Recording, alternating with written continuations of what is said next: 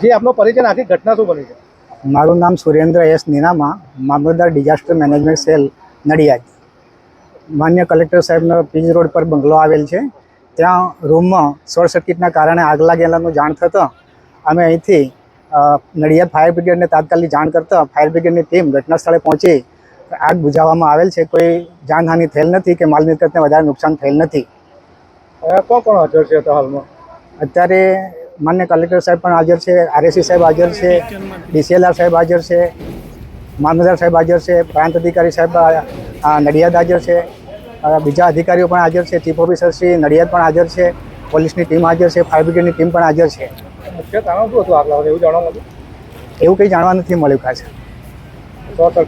Short સર્કિટના કારણથી છે એવું. ધુમાડો નીકળશે એટલે થોડું ક્લિયરિંગ દેખાશે. દાદા એકવાર આગળ મારી